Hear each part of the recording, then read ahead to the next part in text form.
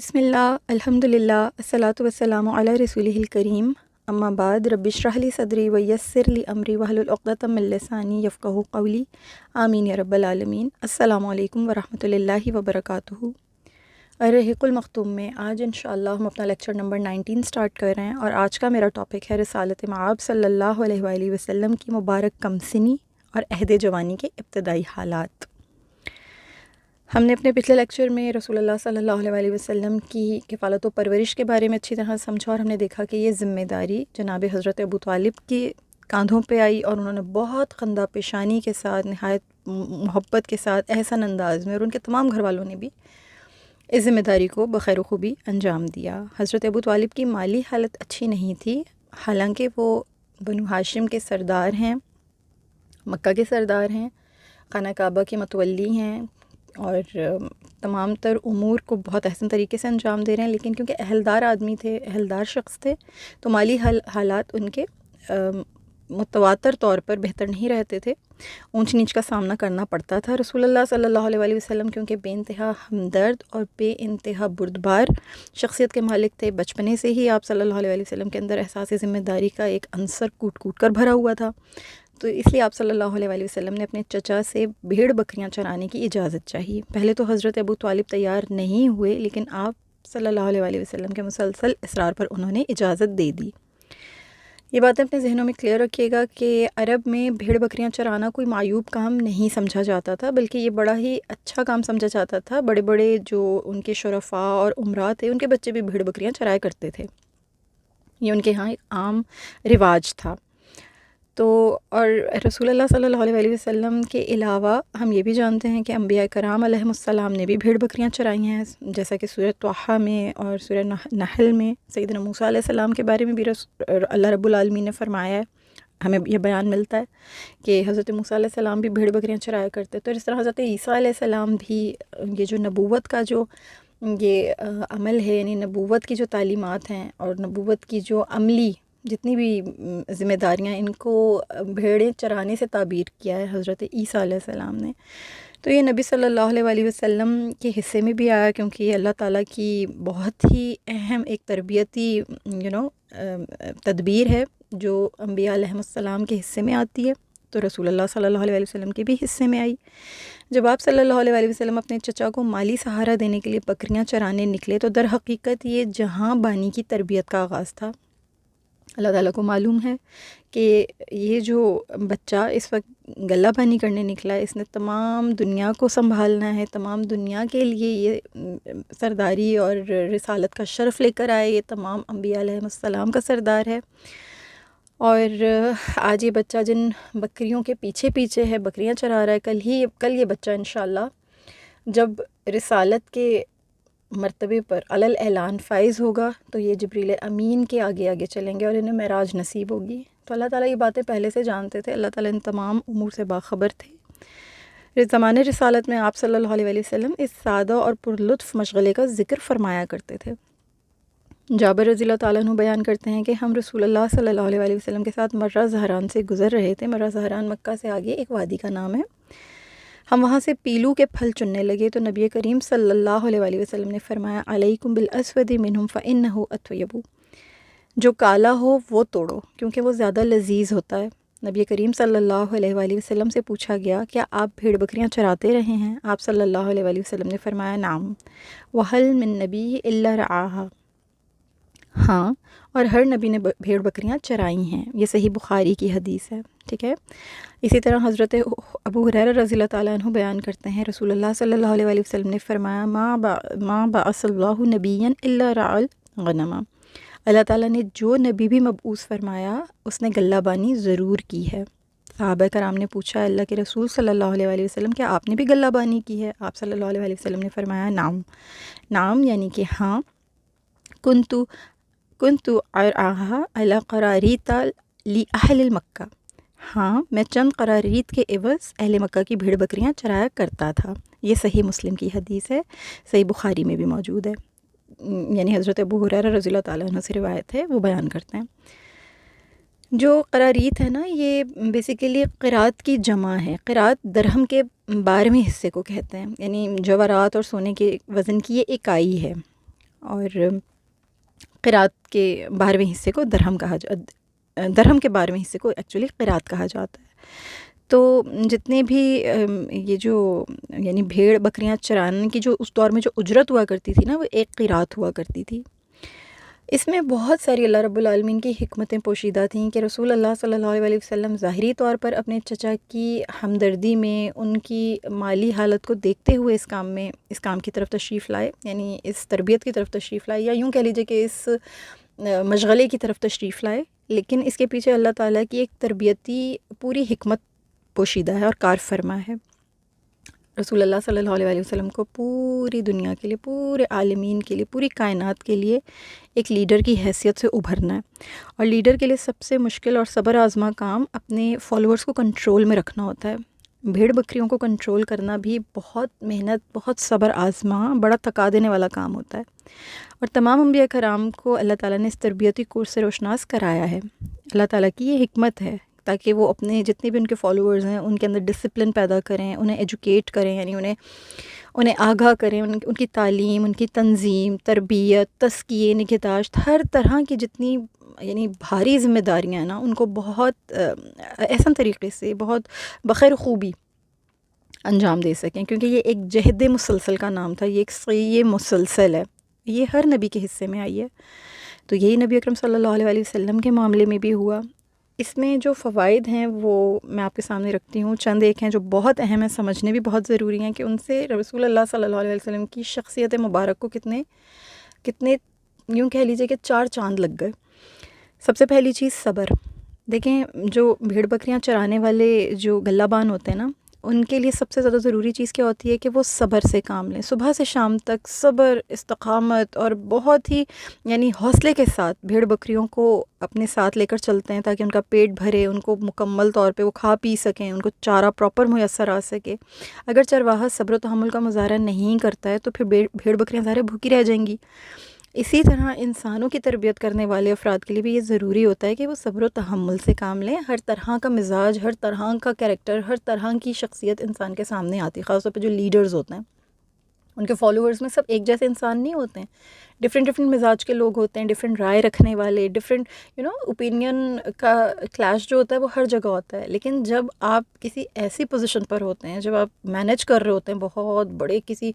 یعنی گروپ کو مینیج کر رہے ہوتے ہیں، یا آپ بہت بڑی تعداد میں انسانوں کو لیڈ کر رہے ہوتے ہیں، تو پھر آپ کو بہت صبر والا، بڑا بردبار، بڑا ہمبل ہونا پڑتا ہے، بہت آپ کے اندر عاجزی ہونی چاہیے، بہت آپ کے اندر ایک برداشت ہونی چاہیے۔ ہر ایک کو برداشت کرنا ہر بندے کے کام کا یعنی ہر بندے کے بس کا کام نہیں ہے۔ تو جو لیڈرز ہوتے ہیں نا، ان کے اندر یہ صلاحیت ہونی چاہیے۔ تو یہ جو چرواہے ہوتے ہیں، جو بھیڑ بکریوں کے ساتھ ڈیل کر رہے ہوتے ہیں، بڑے صبر سے ان کو کام لینا پڑتا ہے، کیونکہ یہ اب بھیڑ بکریوں کی اللہ نے فطرت ایسی بنائی ہوتی ہے کہ اچھلیں گی، کودیں گی، کھائیں گی، پئیں گی، یہاں سے بھی چریں گی، وہاں سے بھی چریں گی، اور شرارتی ہوتی ہیں۔ یہ جو بکریاں ہوتی ہیں، بھیڑیں ہوتی ہیں، شرارتی سی نیچر ہوتی ہے ان کی، یہ کود کے اچھل کے بھاگتی ہیں، کھاتی ہیں، پیتی ہیں، اور انہیں ڈیل کرنا پڑتا ہے بڑے محبت کے ساتھ۔ بڑا جانور جو ہوتا ہے نا، اس کے لیے آپ اس پہ ہاتھ بھی اٹھا سکتے ہو، مار دو اس کو، 2-4 ہاتھ لگا دو، مرتا نہیں ہے۔ بھیڑ بکریوں کے ساتھ مسئلہ کیا ہے کہ یہ بہت نازک جانور ہوتا ہے، معصوم جانور ہے، اس کو سختی سے اس کو ڈیل کرو، یہ مر بھی سکتا ہے، تو بڑا صبر کرنا پڑتا ہے چرواہے کو ان کے ساتھ۔ پھر یہ کہ تواضع پیدا ہوتا ہے، چرواہے کی عادت ایسی جنریٹ ہوتی ہے، اس کی طبیعت کے اندر یہ تواضع ایسے پختہ ہو جاتی ہے کہ اس کی عادت ثانیہ بن جاتی ہے، یوں کہہ لیجئے کہ وہ بھیڑ بکریوں کی خدمت کرتا ہے، ان کی نسل بڑھانے کا اہتمام کرتا ہے، ان کی ظاہر حفاظت کا بندوبست بھی کرتا ہے، ان کی خبر گیری کی خاطر ان کے قریب سوتا ہے۔ اگر ان کے ہاتھ پاؤں یا کپڑے یا ان کے جو یعنی کسی بھی جانور کی گندگی سے اگر ان کے کپڑے آلودہ ہو جائیں، ان کے ہاتھ پاؤں گندے ہو جائیں، تو وہ چرواہا جو ہوتا ہے نا، اپنے دل کو تنگ نہیں کرتا، اس کا دل تنگ نہیں ہوتا ہے، وہ مطلب برا معیوب محسوس نہیں کرتا، دل کو تنگ نہیں کرتا۔ زندگی کے یہ سادہ طور طریقے اس کے نفس کو تکبر اور غرور سے پاک کر کے اس میں تواضع اور انکسار پیدا کرتے ہیں۔ اور یہ انکسار، یہ تواضع کس قدر ضروری ہے ایک انسان کے لیے، یہ ہم اچھی طرح جانتے ہیں۔ نبی اکرم صلی اللہ علیہ وسلم کی حدیث مبارکہ ہے جو صحیح مسلم میں بھی ہے، سنن ابن ابی داؤد میں بھی ہے، کہ لا يدخل الجنہ من کان فی قلبہ مثقال ذرۃ من کبر، جس کے دل میں ذرہ برابر بھی تکبر ہو، وہ جنت میں نہیں ہوگا، وہ جنت میں داخل نہیں ہوگا۔ تو یہ چیز ان چرواہوں کو اللہ تعالیٰ یہ جو خاص طور پہ یہ جو تربیت ہو رہی ہے یہ تواضع بھی پیدا فرما رہی ہے. رسول اللہ صلی اللہ علیہ وسلم کی اپنی جو تربیت کا جو مرحلہ ہے اس میں تواضع بھی شامل ہوتا چلا جا رہا ہے آپ کی طبیعت میں. پھر یہ ہم نے دیکھا کہ اس تربیت کا نتیجہ کیا نکلا کہ رسول اللہ صلی اللہ علیہ وسلم انتہائی متواضع انسان تھے. سیدنا ابو ہریرہ اور حضرت ابو ذر رضی اللہ تعالیٰ عنہما بیان کرتے ہیں کہ رسول اللہ صلی اللہ علیہ وسلم اپنے صحابہ کے درمیان بے تکلفی سے بیٹھا کرتے تھے. کوئی اجنبی آتا تو اسے پتہ ہی نہیں چلتا تھا کہ رسول اللہ صلی اللہ علیہ وسلم ان میں سے کون ہے. یعنی صحابہ کے درمیان گھل کے مل کے ایک ہو کے بیٹھا کرتے تھے. ہم نے آپ صلی اللہ علیہ وسلم سے درخواست کی کہ ہم آپ کے لیے خاص نشست بنا دیں تاکہ کوئی اجنبی آئے تو آپ صلی اللہ علیہ وسلم کو آسانی سے پہچان لیا کرے. چنانچہ ہم نے آپ صلی اللہ علیہ وسلم کے لیے گارے کا ایک چبوترا بنا دیا. آپ صلی اللہ علیہ وسلم اس پر بیٹھ جاتے اور ہم اس کے ارد گرد بیٹھ جایا کرتے تھے. تو سبحان اللہ العظیم، پیارے نبی صلی اللہ علیہ وسلم کی طبیعت میں اس قدر تواضع موجود تھا. پھر شجاعت، بہادری، جری ہونا. چرواہے کو بس اوقات بھیڑ بکریوں اور خود اپنی جان کے تحفظ کے لیے سارے جنگلی درندوں کا سامنا تو کرنا پڑتا ہے، ان سے مقابلہ اس کو کرنا ہی پڑتا ہے. اس لیے اس میں بہادری بدرجہ اتم ہونی چاہیے. اس قدر بہادر ہونا چاہیے اس کو کہ کبھی بھی کسی بھی جگہ پر اس کو اگر کسی درندے سے یعنی جنگلی جانور سے اگر نمٹنا پڑے تو پھر وہ یہ نہ سوچے کہ میں اپنی جان بچاؤں یا میں اپنے اس معصوم جانور کی جان بچاؤں. تاریخ گواہ ہے کہ حق کے مخالفین میں وحشت اور درندگی حلول کر جاتی ہے. تو جب انبیاء علیہ السلام جب سامنے آیا کرتے تھے، جب وہ ٹکرا جایا کرتے تھے باطل کے ساتھ، تو کیا وجہ ہوتی تھی کہ انبیاء کرام کی سیرت کا یہ بڑا ممتاز اور ناگزیر وصف ہوتا تھا شجاعت. یہی تربیت اس کے پیچھے کار فرما ہوتی تھی. کچھ اللہ رب العالمین کی اپنی خاص یعنی اللہ کی مہربانیاں بھی ہوتی تھیں ان کے ساتھ. وہ چنے ہوئے لوگ ہیں، افضل ہیں پوری کائنات میں. اور پھر یہ کہ اللہ تعالیٰ نے جس طریقے سے ان کی تربیت فرمائی ہوتی ہے، ان کے جس طریقے سے وہ اپنی زندگی میں جو ادوار دیکھ چکے ہوتے ہیں وہ عام انسان کا خاصا نہیں ہوتے ہیں، کیونکہ اللہ نے ان سے بہت خاص کام لینے ہوتے ہیں. تو جن سے بہت خاص کام لینے ہوتے ہیں ان کی بہت خاص قسم کی پھر تربیت بھی ہو رہی ہوتی ہے. پیچھے پورا ایک پلان ہوتا ہے اللہ رب العالمین کا. تو نبی کریم صلی اللہ علیہ وسلم کے معاملے میں بھی یہی تھا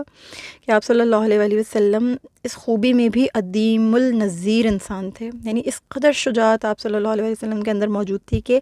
ایسے حالات و حوادث بھی پیش آئے آپ صلی اللہ علیہ وسلم کو کہ جن سے بہادر ترین آدمی کا دل بھی لرز اٹھتا ہے. لیکن رسول اللہ صلی اللہ علیہ وسلم کے قدم کبھی متزلزل نہیں ہوئے. آپ صلی اللہ علیہ وسلم بڑے بڑے خطرے کو بھی خاطر میں نہیں لائے. آپ ان خطروں کے سامنے پوری مضبوطی سے یوں ثابت قدم رہے جیسے یہ معمولی بات ہے. تو گلہ بانی کی تربیت نے آپ صلی اللہ علیہ وسلم کی فطری شجاعت کو 4 چاند لگائے. اگر رسول اللہ صلی اللہ علیہ وسلم کی شخصیت میں غیر معمولی شجاعت نہ ہوتی تو مسلمانوں کو وہ شاندار کامیابیاں حاصل نہیں ہوتی جو انہیں حاصل ہوئیں اور ساری دنیا کو حیرت زدہ کر گئیں. انشاءاللہ جب ہم آگے جا کے غزوات کے چیپٹر میں داخل ہوں گے، غزوات کا عہد شروع ہوگا، تو اس میں ایک غزوہ حنین آئے گی. اس میں نبی اکرم صلی اللہ علیہ وسلم کی شجاعت اور آپ صلی اللہ علیہ وسلم کی ثابت قدمی شاندار ہے، بے نظیر ہے. یعنی اس قدر دل جھوم جاتا ہے وہ غزوہ میں آپ لوگوں کو بتاؤں گی. غزوہ حنین فتح مکہ کے بعد یہ واقعہ پیش آیا تھا اور بنو حوازن اور بنو ثقیف سے یہ ہوا تھا مارکہ، جو کہ بہت جنگجو قبیلہ تھا. فتح مکہ کے بعد بھی یہ اڑ گئے تھے، طائف کے قریب یہ لوگ رہا کرتے تھے. تو رسول اللہ صلی اللہ علیہ وسلم جس طرح میدان جنگ میں تنہا ثابت قدمی کا مظاہرہ کیا تھا، کیونکہ مسلمان جتنے صحابہ کرام تھے ان کے قدم اکھڑنا شروع ہو گئے تھے، وہ اتنا گھبرا گئے تھے، تیروں کی اس طرح بارشیں ہوئی تھیں. جا کے انشاءاللہ تعالیٰ جب ہم غزوات میں شامل ہوں گے، داخل ہوں گے اس چیپٹر میں، تو پھر میں آپ لوگوں سے غزوہ حنین کا بھی انشاءاللہ ذکر کروں گی. تو وہاں شجاعت کو سلام کرنے کو دل چاہتا ہے. یوں تو پوری ہی حیات مبارکہ اس قدر مبارک اور اس قدر عظیم الشان ہے کہ قدم قدم پر ہی درود و سلام پڑھتے رہنے کو دل چاہتا ہے کہ ہر قدم پر رسول اللہ صلی اللہ علیہ وسلم کی عظمت و شان پہ اللہ اور اس کے فرشتے جھوم جھوم کے درود پڑھیں، ہم بھی پڑھیں، درود و سلام بھیجیں اور بس قربان ہو جائیں. لیکن غزوات کا جب عہد شروع ہوگا، جب وہ چیپٹر شروع ہوگا نا، آپ یقین کیجئے آپ لوگوں کا دل جھوم جائے گا انشاءاللہ. اللہ ہمیں ثابت قدم رکھے، اللہ ہمیں استقامت دے کہ ہم وہاں تک پہنچ سکیں انشاءاللہ. اللہ ہم سب کو توفیق عطا فرمائے، آمین یا رب العالمین۔ پھر شفقت و رحمت، ایک یہ ایلیمنٹ بھی اس تربیت کا حصہ ہے کہ شفقت و رحمت پیدا ہوتی ہے۔ ایک چرواہا بھیڑ بکریوں کے تمام امور کی دیکھیں نگرانی کرتا ہے، ٹھیک ہے۔ اگر بکری بیمار ہو جائے، اسے چوٹ لگ جائے، اس کی کوئی ہڈی وغیرہ ٹوٹ جائے، تو اس صورتحال کا فوری تقاضا یہ ہوتا ہے کہ بکری کا علاج کیا جائے اور اس کے ساتھ شفقت سے پیش آیا جائے، معصوم جانور ہے۔ جب ایک چرواہا ان تمام ذمہ داریوں سے عہدہ برا ہوتا ہے تو قدرتی طور پر اس کے دل میں شفقت اور رحمت کا جذبہ پروان چڑھتا ہے۔ اس تناظر میں اندازہ کیا جا سکتا ہے کہ وہ شخص جو جانوروں کے ساتھ بھی شفقت سے پیش آتا ہو، بھلا وہ انسانوں سے سنگ دلی کا مظاہرہ کس طرح کر سکتا ہے، بالخصوص وہ ذات گرامی جس کی تعلیمات اور سیرت تمام انسانوں کے لیے مشعل راہ بننے والی تھی۔ تو رسول اللہ صلی اللہ علیہ وسلم کا منصب ہی انسانیتی بلواس خدمت تھا، جس کا نصب العین ہی انسانوں کو آگ سے بچانا اور دونوں جہانوں کی سعادتوں سے سرفراز کرنا تھا۔ اس ہستی میں ان صفات کا اوج کمال پر ہونا بے انتہا ضروری تھا، لہٰذا یہ بھی اللہ تعالیٰ کے پلانز کا حصہ تھا کہ رسول اللہ صلی اللہ علیہ وسلم کو کچھ عرصہ غلہ بانی کی تربیت بھی دی جائے۔ وہ ہو رہا تھا وہ تمام معاملہ۔ رسول اللہ صلی اللہ علیہ وسلم رحمت میں اپنی بے پایاں شفقت و رحمت سے کسی کو کبھی محروم نہیں رکھتے تھے، بہت بہت شفقت و رحمت فرماتے تھے ہر ایک کے ساتھ۔ آپ صلی اللہ علیہ وسلم رافت و رحمت کی درخشاں مثالیں قائم فرمائی ہیں آپ صلی اللہ علیہ وسلم نے، اور عمر بھر کریمانہ اخلاق، رحیمانہ رویوں کو فروغ دیا ہے۔ آپ بہت خوش ہوتے تھے جب آپ کسی اور کو بھی رحم کرتے ہوئے اور بہت کریم رویے کے ساتھ کسی کے ساتھ پیش آتا دیکھتے تھے، بہت آپ صلی اللہ علیہ وسلم خوش ہوا کرتے تھے، بہت محظوظ ہوا کرتے تھے، فروغ دیا کرتے تھے ان چیزوں کو۔ یہ صفات آپ کی ابدی تعلیمات کا لازمی حصہ تھیں۔ جریر بن عبداللہ رضی اللہ تعالیٰ عنہ کہتے ہیں کہ رسول اللہ صلی اللہ علیہ وسلم نے فرمایا، لا یرحم اللہ من لا یرحم الناس، جو لوگوں پر رحم نہیں کرتا اس پر اللہ بھی رحم نہیں فرماتا۔ عبداللہ بن عمر رضی اللہ تعالیٰ عنہ بیان کرتے ہیں کہ رسول اللہ صلی اللہ علیہ وسلم نے فرمایا، الراحمون یرحمہم الرحمن ارحموا اہل الارض یرحمکم من فی السماء، یرحمکم من فی السماء، رحم کرنے والوں پر رحمان رحم کرتا ہے، تم زمین والوں پر رحم کرو، آسمان والا تم پر رحم کرے گا۔ اور یہ صحیح بخاری میں بھی موجود ہیں اور یہ سنن ابی داؤد میں بھی موجود ہیں، یہ دونوں احادیث۔ تو رحم اتنی امپورٹنٹ چیز ہے، اور یہ رسول اللہ صلی اللہ علیہ وسلم کی جو سیرت مبارکہ ہے اور جو ان کی جو شخصیت ہے، ان کا سراپا سر سے پاؤں تک، سر تا پا آپ صلی اللہ علیہ وسلم من و عن شفقت اور رحمت کا پیکر ہیں، سبحان اللہ العظیم۔ پھر محنت سے روزی کمانے کا جذبہ، یہ ایک بہت اہم چیز تھی، بہت اہم چیز جو نبی صلی اللہ علیہ وسلم کی چھوٹی سی عمر میں ان کے اندر ایک دم پروان چڑھ رہی ہے، ان کے اندر پیدا ہو رہی ہے کہ محنت سے روزی کمانی ہے۔ اور دیکھیں اگر اللہ تعالیٰ چاہتا نا تو نبی کریم صلی اللہ علیہ وسلم کو بھیڑ بکریاں چرانے کی ضرورت ہی پیش نہیں آتی، انہیں ضرورت ہی نہ ہوتی، اللہ خود ہی انہیں غیب سے امداد فرماتے۔ لیکن یہ بھیڑ بکریاں چرانے کا معاملہ آپ صلی اللہ علیہ وسلم کی ہماگیر تربیت کا ایک حصہ تھا۔ اس سے امت کو یہ سبق دیا گیا، امت کو یہ راہ دکھائی گئی کہ وقار اور خودداری کی زندگی بسر کرو، رزق کے لیے دوسروں کے عطیات کا انتظار نہیں کرنا ہے، بلکہ خود اپنی قوت بازو سے کام لینا ہے، محنت کرنی ہے، رزق حلال کمانا ہے، خود بھی کمانا ہے، خود بھی کھانا ہے، اور نہ صرف خود کھانا ہے، دوسروں کو بھی کھلانا ہے، دوسروں کی بھی مدد کرنی ہے۔ دینے والا ہاتھ لینے والے ہاتھ سے ہمیشہ بہتر ہوتا ہے، تو اللہ تعالیٰ ہم سب کو دینے والے ہاتھوں میں شامل رکھے۔ کسی کی مدد کرنا، کسی کے کام آنا،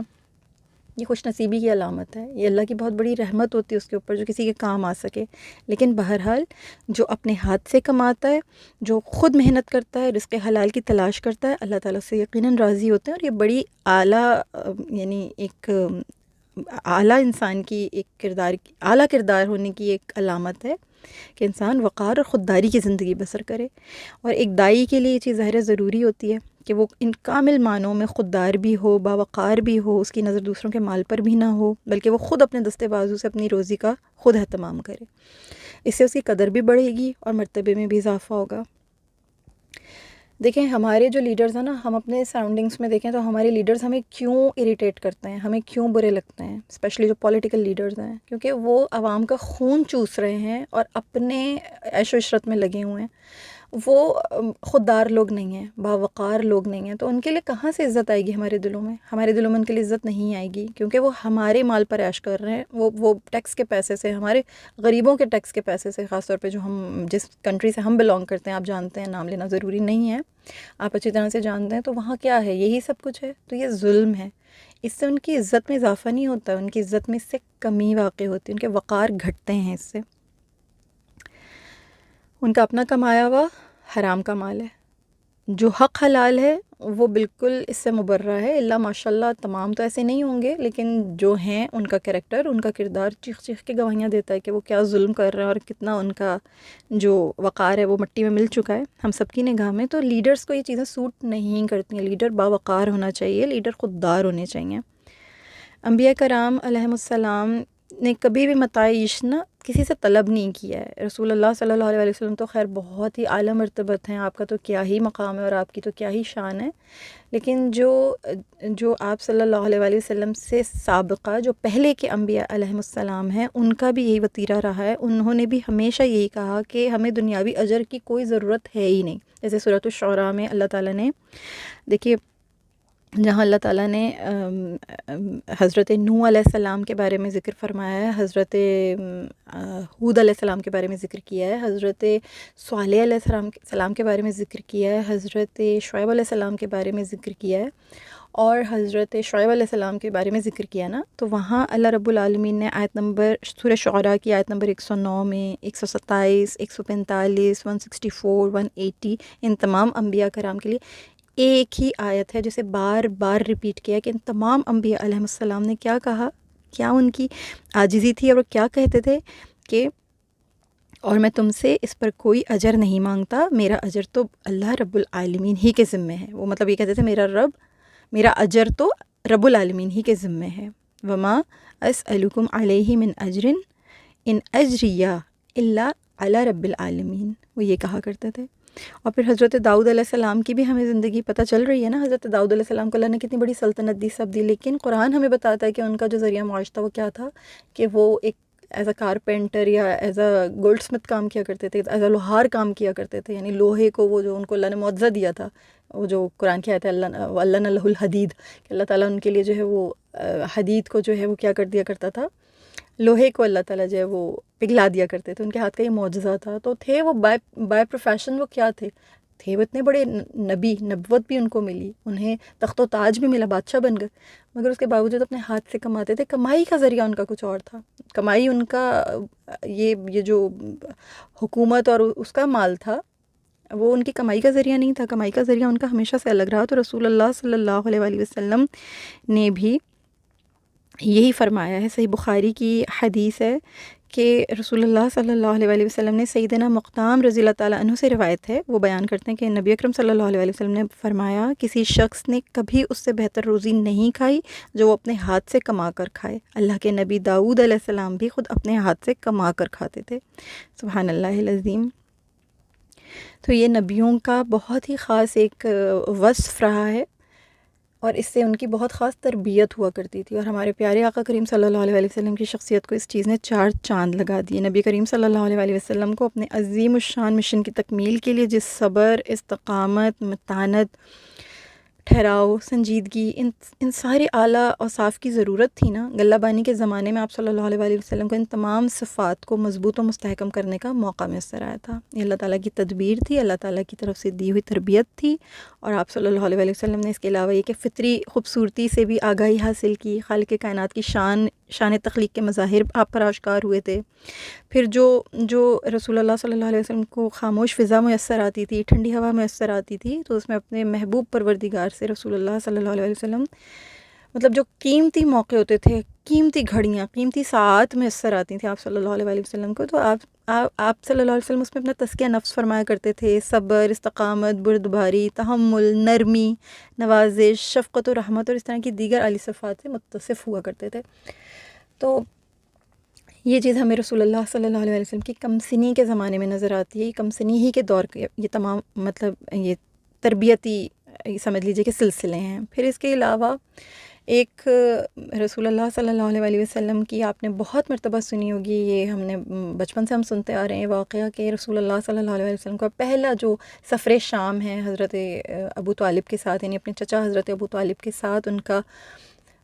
حضرت ابو طالب سفر تجارت کے لیے جا رہے تھے، شام کی طرف ان کا قافلہ جا رہا تھا، اور رسول اللہ صلی اللہ علیہ وسلم کی عمر تقریباً اس وقت 12 برس ہوگی، یا کئی روایات میں آتا ہے کہ 12 برس 2 مہینے 10 دن کی تھی،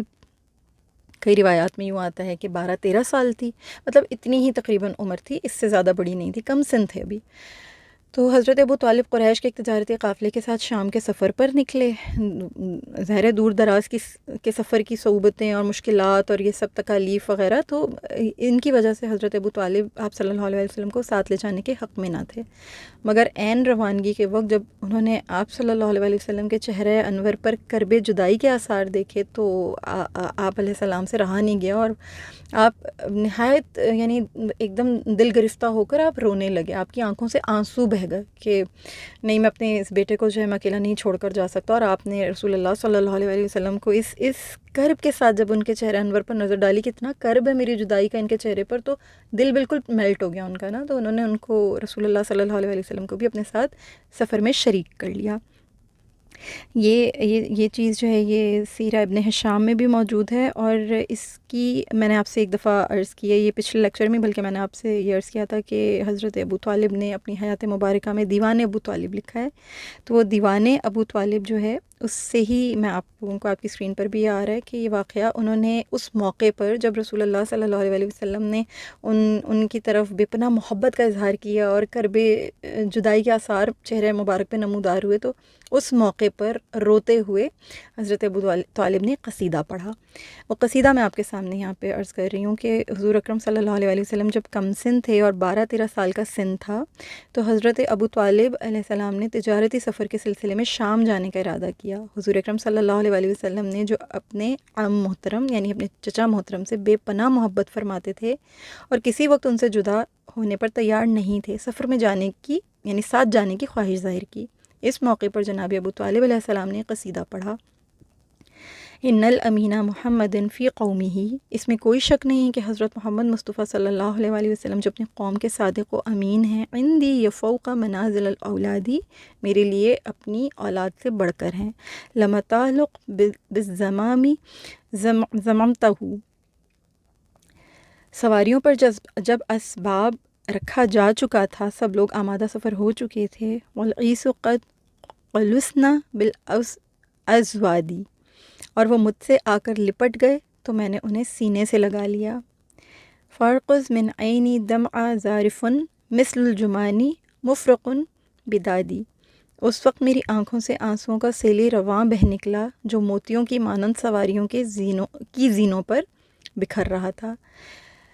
عربی کا جو حسن ہے نا، وہ اردو میں اس انداز میں ہم جتنا مرضی کوشش کر لیں وہ شیرینی نہیں آ سکتی، لیکن پھر بھی ظاہر ترجمہ کیا گیا ہے دیوان ابو طالب کا، تو اسے پڑھیں ضرور، اردو ترجمے خریدیں، نسخے خریدیں، اور یا انٹرنیٹ سے اس کو ڈاؤن لوڈ کریں اور پڑھیں، سمجھیں۔ بہت خوبصورت، بہت پیارے اشعار ہیں، بہت پیارے قصیدے ہیں، اور اتنی محبت اور شفقت ہے کہ دل خوش ہو جاتا ہے۔ بہرحال یہ قافلہ شام کے ایک شہر بصرہ پہنچا۔ دیکھیں، ایک شہر ہے بصرہ، وہ عراق کا شہر ہے، ٹھیک ہے، اور یہ بصرہ جو ہے یہ شام اس وقت بہت بڑا علاقہ تھا، بلاد شام۔ ہم نے جب یہ پڑھے تھے، جب ہم نے میپس وغیرہ میں نے آپ لوگوں کو پڑھائے تھے اسٹارٹنگ میں، تو میں نے آپ لوگوں کو بتایا تھا کہ اس وقت اردن یعنی جو جارڈن ہے اس کے شمال کا جو علاقہ ہے وہ بصرہ کہلاتا ہے، تو بصرہ جو ہے وہ حوران کا مرکزی شہر ہے، ٹھیک ہے۔ ابھی بھی بصرہ ہی کے نام سے ہے، جارڈن کے اوپر نارتھ کی سائڈ پر ایک شہر ہے بصرہ کے نام سے۔ اس وقت یہ جزیرۃ العرب کے رومی مقبوضات کا دارالحکومت تھا۔ آپ یہ بھی جان چکے ہیں، جب ہم لوگوں نے یہ عرب حکومتیں اور سرداریاں پڑھی تھیں تو ہم نے یہ دیکھا تھا کہ رومنس وہاں پہ رول کیا کرتے تھے، شام کے علاقے میں رومنس رول کیا کرتے تھے، یعنی عرب کا ہی یہ علاقہ تھا، لیکن ان کو کنٹرول کس نے کیا ہوا تھا؟ رومنس نے۔ قیصر روم یہاں پر اپنی باج گزار حکومتیں قائم کرنے میں کامیاب ہو گئے تھے، کہ وہ تھے عرب لیکن آرڈر کن کا لیتے تھے؟ رومنس کا لیتے تھے۔ یہ چیزیں ہم پیچھے پڑھ چکے ہیں الحمدللہ، یہ چیز ہمارے ذہنوں میں بالکل کلیئر ہے۔ تو اسی حوران کے علاقے میں ایک راہب رہتا تھا، اس کا نام جرجیس تھا، لیکن وہ بحیرہ کے لقب سے مشہور تھا،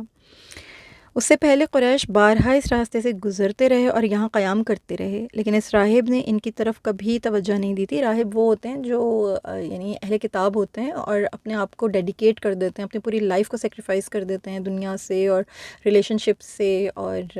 باقی تمام جتنی بھی خواہشات ہوتی ہیں ان سے بالکل دور ہو کے کٹ کے اپنے آپ کو اپنی عبادتوں میں ہی ڈیڈیکیٹ کر دیتے ہیں۔ یہ خواتین میں بھی ہوتے ہیں اور یہ مرد حضرات میں بھی ہوتے ہیں۔ تو یہ راہب رہبانیت کو اسلام میں پسند نہیں کیا گیا، لیکن بہرحال جو دوسرے خصوصی طور پہ جو کرسچینٹی ہے اس میں یہ رہبانیت ابھی بھی ہے۔ ان کے چیپلز ہوتے ہیں اور وہ ڈفرینٹ ٹیریٹریز ہوتی ہیں، ڈفرینٹ سینچریز ہوتی ہیں جہاں پر کہ ان کو یہ رہتے ہیں، وہاں پر کوئی بھی اس طرح سے نہیں داخل ہو سکتا انٹل اینڈ انلیس کہ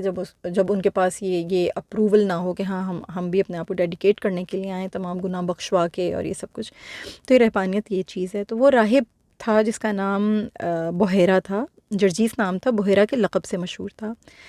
ہم یہ بھی جانتے ہیں کہ قریش کا یہ طریقہ کار تھا، یہ ہاشم کے دور سے ہی یہ طریقہ کار تھا۔ سیدنا ہاشم نے ہی ان یہ جتنے سفر تھے گرمی سردی کے، ان کی بنیاد رکھی تھی۔ سورہ قریش میں اس کا ذکر ہے۔ تو قریش پہلے بھی جایا کرتے تھے اس علاقے میں، یہ پہلا سفر نہیں تھا، مگر اس مرتبہ کیونکہ رسول اللہ صلی اللہ علیہ وآلہ وسلم بھی ساتھ ہیں، لہٰذا اس مرتبہ کچھ ڈفرینٹ ہوا۔ وہ کیا ہوا کہ اس راہب نے اس مرتبہ قریش کا قافلہ وہاں جب ٹھہرا تو راہب خلاف معمول گرجے سے باہر نکل آیا اور سب کو تجسس سے دیکھنے لگا۔ اچانک اس کی نظر حضرت محمد مصطفیٰ صلی اللہ علیہ وآلہ وسلم پر پڑی۔ اس نے حضرت ابو طالب سے پوچھا کہ اس بچے کا کفیل کون ہے یا اس بچے کا سرپرست کون ہے، یہ کس کی اولاد ہے؟ تو حضرت ابو طالب نے کہا کہ یہ میرا بیٹا ہے۔ اس نے کہا نہیں، یہ آپ کا بیٹا نہیں ہو سکتا ہے۔ تو انہوں نے کہا کہ ہاں یہ میرا صلبی بیٹا نہیں ہے، لیکن میرے بھائی کی اولاد ہے اور اس کے والد دنیا میں نہیں ہیں، یہ میرا بھتیجا ہے، لیکن میں اس کو اپنا بیٹا مانتا ہوں۔ تو اس نے کہا کہ ہاں آپ بالکل ٹھیک کہہ رہے ہیں، کیونکہ ہماری کتابوں میں ہم نے یہی پڑھا ہے کہ جو نبی آخر الزماں ہوگا وہ یتیم ہوگا۔ یہ بچہ اگر یتیم ہے تو پھر میں جو سمجھ رہا ہوں وہ بالکل صحیح سمجھ رہا ہوں۔ تو حضرت ابو طالب نے سے پوچھا کہ آپ کیا سمجھ رہے ہیں، آپ کیا کہنا چاہتے ہیں؟ تو اس بحیرہ نے کہا کہ ھذا سید العالمین، ھذا رسول رب العالمین، اور یبعثہ اللہ رحمت العالمین، یہ جہانوں کے سردار ہیں، یہ رب العالمین کے پیغمبر ہیں، اللہ تعالیٰ انہیں تمام جہانوں کے لیے رحمت بنا کر مبعوث فرمائے گا۔ تو جتنے وہاں پہ جو لوگ موجود تھے قریش کے، جو اکابر وغیرہ جو ساتھ گئے ہوئے تھے سفر میں، وہ یہ بات آپ پوچھنے لگے کہ آپ کو کیسے معلوم ہوئی، کیونکہ یہ جو اس وقت کے جو اہل کتاب تھے نا، ان کی بہت عزت تھی، بہت اکرام تھا۔ ایسا نہیں تھا کہ اس وقت قرآن تو نازل نہیں ہوا تھا، لیکن یہ جو پہلے کی جو کتابیں تھیں، آسمانی کتابیں، اہل کتاب یہ جو بحیرہ تھے، یہ تورات کے بھی بہت بڑے عالم تھے اور انجیل کے بھی بہت بڑے عالم تھے۔ تو ان کی ایک اپنی اسپرچوالٹی تھی جو بہت اعلیٰ مقام پر تھی، تو انہوں نے بہت ساری چیزوں کو آبزرو کر لیا تھا جو باقیوں کو نظر نہیں آ رہی تھی۔ ظاہری بات ہے، ان کو جو چیزیں ان کی کتاب سے معلوم تھیں، جو علم ان کے پاس موجود تھا، اس کی بنا پر وہ یہ تمام باتیں کر رہے تھے۔ تو قریش نے ان سے پوچھا کہ آپ کس طرح یہ بات بتا سکتے ہیں، آپ کو کیسے معلوم ہوئی؟ تو انہوں نے یہ بتایا کہ یعنی انہوں نے بحیرہ نے یہ بتایا کہ جس وقت آپ لوگ گھاٹی سے نکلے تو سارے درخت اور پتھر ان کے لیے سجدہ ریز ہو گئے۔ یہ کسی نبی ہی کے لیے سجدہ ریز ہو سکتے ہیں، میں انہیں مہر نبوت سے بھی پہچانتا ہوں جو آپ صلی اللہ علیہ وسلم کی شانی کی نچلی جانب ہے اور سیب کی طرح ہے۔ پھر راہب واپس آ گیا، اس نے ان کے لیے کھانے کا اہتمام کیا، یعنی قریش کا جو قافلہ تھا اس کے لیے کھانے کا اہتمام کیا۔ قریش کھانا کھانے کے لیے چلے گئے اور محمد صلی اللہ علیہ وسلم کو چھوٹا بچہ سمجھتے ہوئے اونٹوں کی نگرانی کے لیے چھوڑ گئے۔ راہب نے دسترخوان پر آپ صلی اللہ علیہ وسلم کو نہ پایا تو کہنے لگا انہیں فوراً بلاؤ۔ جب آپ صلی اللہ علیہ وسلم تشریف لا رہے تھے تو ایک بادل آپ پر سایہ فگن تھا۔ آپ صلی اللہ علیہ وسلم وہاں پہنچے تو دیکھا سب لوگ اپنے پہلے ہی وہاں پر جو ہے بیٹھ چکے تھے درخت کے سائے میں، اور کوئی سایہ دار جگہ بھی موجود نہیں تھی، یعنی جہاں کھانا سرو کیا تھا وہ ایک سایہ دار جگہ تھی۔ سب لوگوں نے سائے کی جگہ لے لی تھی۔ اب رسول اللہ صلی اللہ علیہ وسلم کو بیٹھنے کے لیے سایہ میسر نہیں آیا، تو ایک درخت کا سایہ آپ کی طرف جھک گیا اور آپ کو سایہ عطا ہوا۔ تو راہب بولا دیکھو یہ درخت ان پر کس طرح اپنی چھاؤں نچھاور کر رہا ہے۔ پھر اس بحیرہ نے یہ تاکید کی کہ آپ لوگ انہیں روم نہ لے جائیں۔ باتوں باتوں میں یہ بھی بات پتہ چلی کہ آپ لوگوں کا سفر کہاں ہے، کہاں جانا ہے آپ کو۔ تو انہوں نے بتایا حضرت ابو طالب نے اور ان کے تمام جتنے ساتھی تھے جو سفر میں موجود تھے کہ ہمارا آگے روم جانے کا ارادہ ہے۔ تو انہوں نے یہ کہا بحیرہ نے کہ اگر رومیوں نے دیکھ لیا تو مجھے خدشہ ہے کہ وہ انہیں ان کی علامات سے پہچان لیں اور قتل کر دیں گے، تو آپ ایسا نہ کریں۔ انہوں نے بہت اصرار کیا، تو حضرت ابو طالب نے اسی وقت جو ان کے جو خدام تھے، جو ان کے خادم ان کے ساتھ گئے ہوئے تھے، ان کی معیت میں رسول اللہ صلی اللہ علیہ وسلم کو واپس مکہ مکرمہ بحفاظت پہنچوا دیا، واپس آ گئے آپ صلی اللہ علیہ وسلم۔ آگے کا سفر آپ صلی اللہ علیہ وسلم نے نہیں فرمایا۔ تو یہ جو حدیث ہے نا،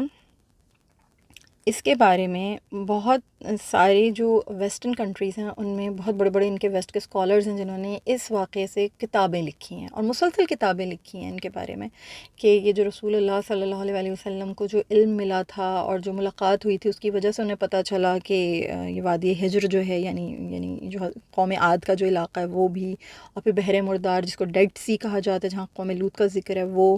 پھر یہ کہ یہودیوں کا اور خصوصاً عیسائیوں کا جو بھی معاملہ قرآن کریم میں رسول اللہ صلی اللہ علیہ وسلم کو رسول اللہ صلی اللہ علیہ وسلم نے یعنی بیان کیا، وہ اس ملاقات کا ہی نتیجہ، وہ تمام وہی تعلیمات تھیں۔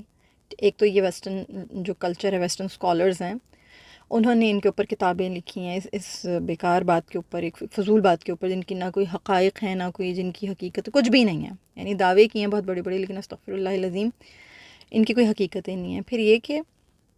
یہ جو قرآن کریم ہے یہ پورا کا پورا ڈکٹیٹ ہوا ہے، یہ ڈکٹیٹ کروایا تھا بحیرہ نے، بحیرہ راہب نے یہ ڈکٹیٹ کروایا تھا، اس ملاقات میں یہ ہوا تھا۔ پھر تحریف شدہ جو عیسائی جو ان لوگوں کی اپنی جو بنائی ہوئی سو کالڈ باتیں ہیں، اور جن کے اندر انہوں نے خود ہی بہت چیزوں کو گڈ مڈ کیا ہوا ہے، مشرکانہ عقائد اور افکار اور پتہ نہیں کیا کیا چیزیں جنہوں نے باریکیوں کے ساتھ ٹیڑھی میڑھی کی ہوئی ہیں،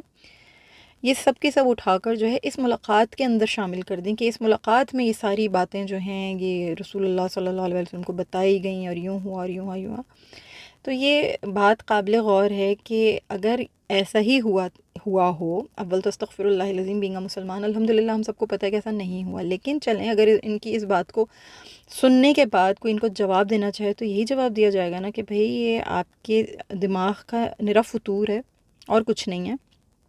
کیونکہ عقیدہ یہ جو ان کا یہ جو عقیدہ تثلیث جس کو یہ کہتے ہیں، تو قرآن تو اس کا رد کرتا ہے، قرآن تو اس بات کا بھی رد کرتا ہے کہ یہ حضرت عیسیٰ علیہ السلام اللہ کے بیٹے ہیں، قرآن تو واقعہ صلیب یہ جو کہتے ہیں کہ رسول اللہ استغفر اللہ حضرت عیسیٰ علیہ السلام کو جو ہے وہ صلیب پہ لٹکا دیا گیا تھا، قرآن تو اس کا بھی رد کر رہا ہے، قرآن تو ان سب چیزوں کا انکاری ہے۔ تو اگر واقعی ان کے بزرگ بحیرہ راہب کی تعلیم کا نتیجہ ہیں یہ ساری باتیں، یعنی قرآن کو اگر انہوں نے ڈکٹیٹ کروایا تھا، تو پھر عیسائی اسکالرز اس بات پر پھر مسلمانوں کا موقف کیوں نہیں تسلیم کرتے ہیں، پھر انکار کیوں کرتے ہیں؟ یہ بات ہے نا، مطلب غور طلب بات ہے۔ تو بالکل ہی بیکار ہے ان ساری باتوں کا، ان ساری چیزوں کا اصل قرآن کی تعلیمات سے ایکچولی کوئی واسطہ نہیں ہے۔ بحیرہ راہب کی ملاقات ایک حقیقت ہے، وہ اہل علم تھے، اہل نظر تھے، انہوں نے رسول اللہ صلی اللہ علیہ وسلم کو پہچان لیا، ان کی کتابوں میں یہ تمام چیزیں موجود تھیں، قرآن اس کی گواہیاں ہمیں دیتا ہے، قرآن ہمیں بارہا ہمیں قرآن کریم اس بات کی طرف اشارہ دے رہا ہے۔ آپ کو پتہ ہے کہ سورہ بقرہ میں آیت نمبر 146 میں بھی اللہ تعالیٰ ارشاد فرما رہے ہیں کہ الذین آتیناہم الکتاب یعرفونہ کما یعرفون ابناءہم وان فریقا منہم لیکتمون الحق وہم یعلمون۔ وہ لوگ جنہیں ہم نے کتاب دی اسے یعنی نبی کریم صلی اللہ علیہ وسلم کو اسی طرح پہچانتے ہیں جیسے وہ اپنے بیٹوں کو پہچانتے ہیں، اور بے شک ان میں سے کچھ لوگ یقیناً جانے بوجھے حق کو چھپاتے ہیں۔ تو یہ بات تو طے شدہ ہے کہ یہ لوگ پہچانتے تو تھے رسول اللہ صلی اللہ علیہ وسلم کو، ایون کہ یہ جو یہود تھے، یہود تو جب ان کے آپس میں جب ان کی جنگیں ہوا کرتی تھیں، کئی قبائل ایسے تھے جو یہود کے ساتھ جنگ کیا کرتے تھے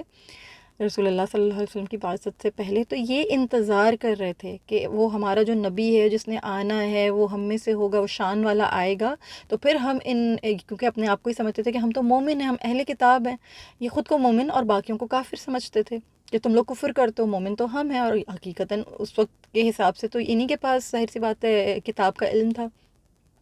تو یہ خود کو مومن کہا کرتے تھے کہ ہم انتظار کر رہے ہیں کہ ان کافروں پر ہمیں فتح کب نصیب ہوگی، ہم تو دعا کر رہے ہیں کہ وہ آئے۔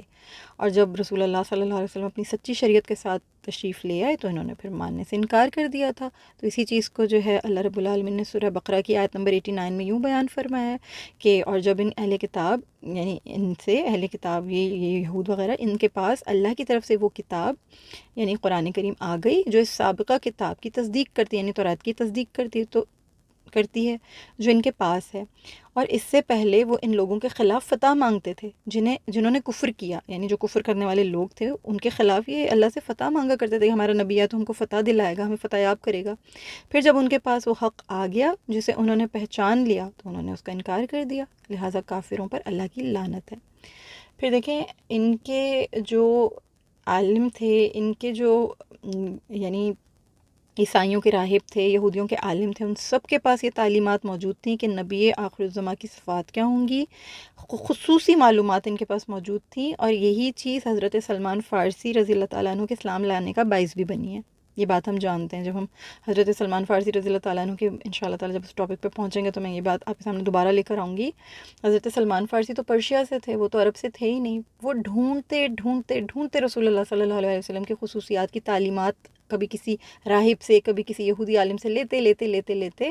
آخرکار مدینہ کی سرزمین پر تشریف لائے تھے، اور پھر اللہ پاک نے رسول اللہ صلی اللہ علیہ وسلم کے دامن میں انہیں جگہ عطا فرمائی، اور انہوں نے پہچان لیا رسول اللہ صلی اللہ علیہ وسلم کو۔ تو ان کا جو ایمان لانے کا واقعہ بہت ہی ایمان افروز ہے۔ وہ بھی کیا ہوا تھا؟ یہی ہوا تھا، انہیں بھی اسی طرح پتہ چلا تھا۔ تو یہ بات تو طے شدہ تھی۔ اب رہا اس پر کہ مسلمان محدثین نے بھی تبصرہ کیا ہے، تو اس میں ہمیں جنہوں نے اس حدیث کو قبول کیا نا، بحیرہ راہب کی اس حدیث کو قبول کیا ہے، ان میں امام ترمذی، حاکم، امام ابن سید الناس، امام ابن اسیر جزری، امام ابن کثیر، امام ابن حجر اسقلانی، امام سیوطی، امام البانی اور دیگر قدیم و جدید علماء شامل ہیں۔ امام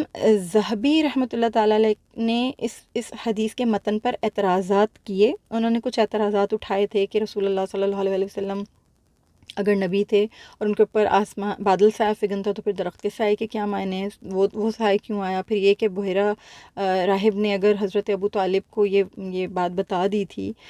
تو قریش نے اس کا ذکر پہلے کبھی کیوں نہیں کیا؟ وہ کیوں اس بات کو مشہور نہیں کیا انہوں نے؟ کیوں ان حالات کو انہوں نے بہت زور و شور کے ساتھ اور مستعد اور پرجوش انداز میں نقل نہیں کیا؟ اور پھر یہ کہ رسول اللہ صلی اللہ علیہ وسلم کو اگر اپنے نبی ہونے کا یقین ہوتا تو پہلی مرتبہ جب غار حرا میں وہی نازل ہوئی تھی تو آپ قطعاً پریشان نہ ہوتے اور ڈرتے ڈرتے سیدہ خدیجہ رضی اللہ تعالیٰ عنہ کے پاس نہ جاتے۔ پھر یہ کہ حضرت طالب رضی اللہ تعالیٰ عنہ نے راہب کی باتوں سے ڈر کر آپ صلی اللہ علیہ وسلم کو واپس بھیج دیا تھا، لیکن پھر دوبارہ جب آپ صلی اللہ علیہ وسلم سیدہ خدیجہ رضی اللہ تعالیٰ عنہ کا مال تجارت شام لے جانے کو تیار ہوئے تو اس وقت تو آپ کو نہیں روکا حضرت ابو طالب نے۔ تو وہ یہ اعتراضات اٹھاتے ہیں۔ پھر یہ کہ اس حدیث میں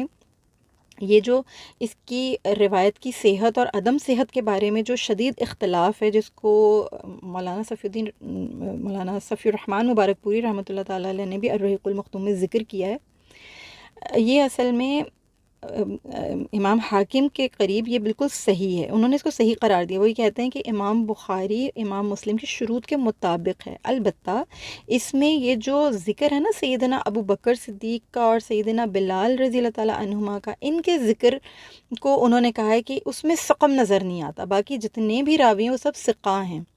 بس یہ دو جو ذکر آئے نا کہ سیدنا ابو بکر صدیق اور سیدنا بلال رضی اللہ تعالیٰ عنہما یہ دونوں ساتھ تھے، تو یہ نہیں ہے، ایسا نہیں ہے کہ ان کی معیت میں رسول اللہ صلی اللہ علیہ وسلم واپس تشریف لے گئے تھے مکہ، ایسا نہیں ہوا تھا۔ ان دو کا ذکر غلط ہے، تو اس لحاظ سے وہی کہتے ہیں کہ اس میں سقم نظر نہیں آتا، باقی پوری کی پوری یہ جو روایت ہے یہ صحیح ہے۔ اور امام ذہبی کی یہ جو میں نے بھی آپ سے جو تھوڑی دیر پہلے